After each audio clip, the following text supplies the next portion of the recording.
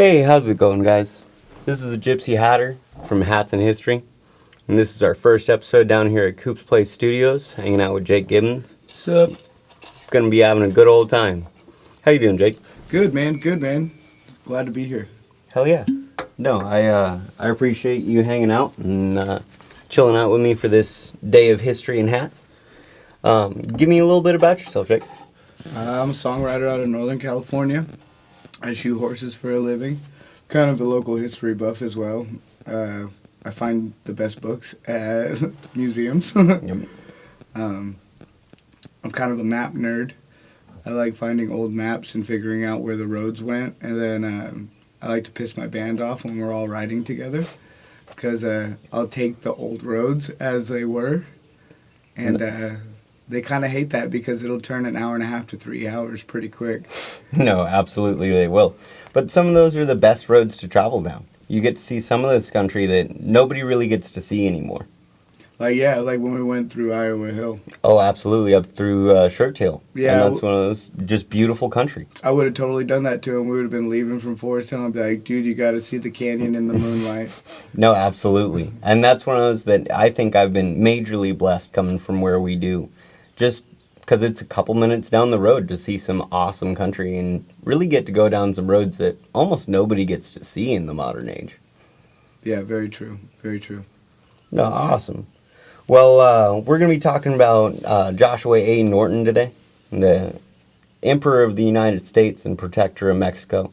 And just one of those gold rush, Wild West characters that you don't really find in a lot of the big history books. But the news articles back in the day show a lot of light into how eccentric we really were as a people. Very cool. Yeah, I've never heard of him, so I'm really intrigued. Awesome. No. So Joshua A. Norton, he's an Englishman, born over there in the early 1800s, and then his family moved down to South Africa. And they were down there for quite a few years. He wound up with an inheritance and came out west during the gold rush. Came out here knowing better than to just get at it with a shovel and a pan. He started selling property to the miners. Made sense to a whole lot of the businessmen out in San Francisco ways. Just sell the land. Well, why do you have to work the land if you can just sell it to the next guy that's going to work it? And he made quite a good profit back then, in the late 1840s to early 1850s. And he wound up getting quite a substantial sum for quite a few of these properties out in San Francisco. Some of the old buildings that are still there today. Always been expensive then. Absolutely. Absolutely. And it was kind of that, millionaires club that was traveling around San Francisco and Virginia City and Reno at the time, Carson City. Of these high rollers that were kind of traveling the West around because they had the funds to play.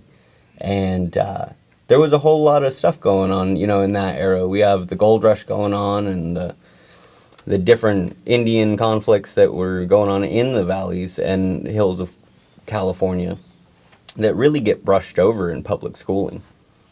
Very cool. So he came from England? Yeah. And what year was that? The early 1800s. It's not truly specified, but it's around the 1810s that he's supposed to have been born over there in Sussex. Okay. And so he was able to get over here during or before the gold rush? He came during. Okay. He's in that late breed that really would have been towards the 1850. Okay. He would have been showing up and starting making money and having his business. He saw opportunity. Absolutely. Like lots of the world did. 1849, the headlines went out and everybody and their brothers started coming west. Yeah. Now everybody's leaving. Absolutely. It's California had a different kind of pride. So, no, he comes over and he has his business. And there's this point that he gets to in about 1851 that there's a drought in China and there's no rice coming over and rice is skyrocketing in price. So he invests his life savings in this ship of rice from Chile and he waits and, that's the corner of the market. If you flip that at the downturn like that, need and demand. That's the supply and demand is always what's going to drive up that price and get you, a pretty penny in especially that economy. And he waits there at the docks and a ship comes in full of rice. and 2 more ships full of rice come in behind it, and it bankrupts him. The price of rice falls to pennies, and he's basically lost everything he has. And Norton is kind of not heard from for about a half a year. Goes bankrupt and just kind of disappears from the streets for a while. And about 6 months later, into, I believe, 1852, he walks into the paper in San Francisco. Complete garb. Uniform, epaulettes, feathered hat, and theSword on his hip. And he declares himself emperor in these trying times of our nation. There's a whole declaration that is made, but basically on the peremptory request of the citizenry around, I have decided to elect myself emperor to fix this nation around us. And it's a madman's request. He's fucking crazy. He's a bum. And these news editors print it. And it goes out through San Francisco and through the area. And the declaration is made officially of him being the Emperor of the United States. And he goes down all through this era of, he's walking the streets in his regalia. He is greeting people as the emperor. And he has his own printing press in this era, printing his own currency and using it at the saloons and taverns around it. And there is still in San Francisco today some Norton dollars that are worth a whole freaking lot these days. But it's a very interesting day and age out there. You know, this is still the middle of the Wild West, and there's a lot of characters coming through San Francisco. Cowboys getting shanghaied into being sailors and just a rough time. But he comes down, and, you know, this is the days of Chinatown is just starting to be booming.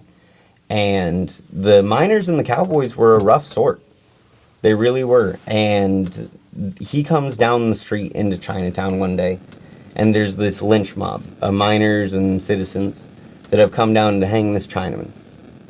And Emperor Norton steps forward in the midst of this mob that is, they got blood on the mind. And he starts reciting the Lord's Prayer in front of them, over and over and over, until finally the last of the men that was sitting there yelling packs up his stuff and he walks away. And the Chinamen are left safely, because Emperor Norton was a non-prejudiced man. We're all Americans here. He was an Englishman, but at his heart, he was an American. He got here and he decided that that's what he wanted to be, and he saw us all the same, you know what I mean? And it builds upon his character as a man that roamed the streets as a benevolent dictator, if you would. And he keeps on a roaming and things, and he finally gets picked up by a San Francisco night guardsman on the accusation of being insane. Mm-hmm. And he gets locked up. And Emperor Norton, just sitting, you know, as the man that he was, probably getting shipped off to an asylum. The city of San Francisco came together outside the police department, and they protested the arrest of the emperor, and they let him free. And from that day that he gets set out of jail to this day in San Francisco, if Norton or a reenactor that came after him passes by a San Francisco Police Department officer, they have to salute him. It is in police department code in San Francisco to this day. And it's one of those that it was a respect for the man. The man was a benevolent dictator in his own right and loved the peoples of San Francisco at a time that was just a wild and a rowdy bunch. And he came through a whole lot of times, and a whole lot of people kind of resonated with him throughout the days. One of his neighbors, while he was living in San Francisco, was actually Samuel Clemens, Mark Twain. Yeah. And Mark Twain was a close neighbor of his for quite a while. He had written a story about a mad king that is actually about Emperor Norton, if you look through Mark Twain's literature. But he had a pair of stray dogs, really, that the emperor had taken in and adopted as his own, that he would be caught wandering through the restaurants and saloons with. There's some speculation on the age of the dogs and kind of how they wound up with Norton. But by the time that they had passed, they had been very bonded. And Mark Twain actually wrote the eulogies for both dogs when they passed. And on their tombstones and epitaphs in San Francisco, you can still read the plaques of what Mark Twain wrote.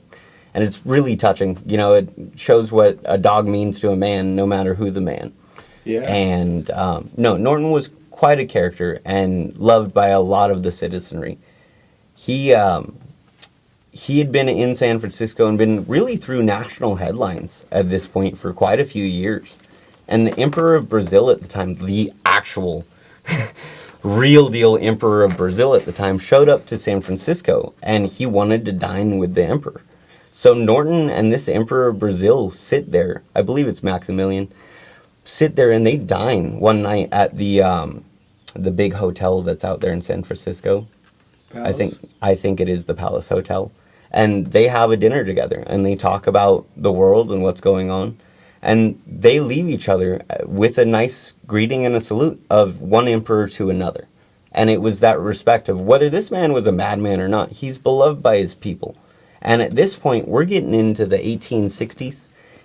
Emperor Norton was a very unbiased man, but he believed in the nation as a whole as the republic. And when it came time for the Civil War, he actually, in his declarations that he made habitually, he had abolished Congress, both sides. He had fired Lincoln and Jefferson Davis from both stations and been like, you're all stupid and none of this should be going down and we could save a lot of lives. And he had written lots of declarations into the late 1860s. And he had drawn up one of the first designs for a suspension bridge from San Francisco into the inlands. What became the Golden Gate Bridge would really be what that was. And there's works between some certain historical groups like Eccentric to rename that bridge the Emperor Norton Bridge for that reason. Of he had these insights that were just far behind, like beyond his time, and in a day and age that it wasn't yet believable until we made it happen. Yeah. And then we showed ourselves in the next century what we could do as men and as humanity to really build these icons of the West that he had thought of before there was any of the ability to. Arguably one of the reasons why San Francisco is probably so loopy and so free thinking. Absolutely, to this That's day. kinda cool. And, you know, we always think about San Francisco as this mecca for art and music and drugs and stuff. And it's one of those things that it is in a lot of ways, but it always really has been. Of back in the day, you came into San Francisco. It's a port. You know, it's a port. This is your first sight of the West, and there was people there to con you and pickpocket and try to swindle you out of your goods. But there's also people out there that were just trying to live their lives and get by and figure it out on their way. And, you know, I think the more time went on and the smaller the West really got, it got hard for characters to really have that influence and better the world around them because they got oversought by the people around them. Yeah. Yeah, that makes a lot of sense. That's really cool. I had never heard that story before. Yeah, by the time that he had passed away, walking up to the old Catholic church in San Francisco, there was about 40,000 people that showed up throughout San Francisco to march for his funeral. Wow. And it really showed, and across the nation, from San Francisco to Manhattan, New York, the headlines read, "The Emperor has died." And it was a toll of by the time he had died, he had declared himself Emperor of the United States and Protector of Mexico. And claimed that land in his own heritage, in his own right. And it's a wild title. It's like almost anti-colonial because he declared himself emperor of nobody for no reason, and people loved him for it because he had nothing to gain. He was there for the betterment of the people and the lineage of Norton that is carried out by some reenactors today to really show the history of the West, and they do tours out there in San Francisco and things that really show that we've always been some crazy characters out West. You know what I mean? There's nothing new, but it's also a good heritage to draw upon. Yeah, Wow, dude, thank you for telling me the story. That was really magnificent. I'm gonna go find a book on him now. No, heck yeah. No, Emperor Norton's a wild cat. And I think it's one of those pieces that we brush over so quick in public school is, just the gold rush. And then, the next chapter. And then the next money. chapter. It's the missions, the gold rush, and then the modern day. Like, we skip over all kinds of stuff. And it's like, no, there's some broad periods there that, like, we were our own country. We were a new state. We came into being, and then it came into being the land of milk and honey that California really became. Yeah. But, no, I appreciate you, Jake. Oh, You got anything crazy going on with you guys? Yeah, we're releasing Highway 65 on August 8th. We're Heck also yeah. doing a release party with the Wolf Creek Boys at the California Club that night, Nice. starting at 9. So Heck yeah. hope to see everybody there. Awesome, dude. That's Well, about it. thank you very much. Thank you. Thank you guys for listening, and we'll catch you down the trail.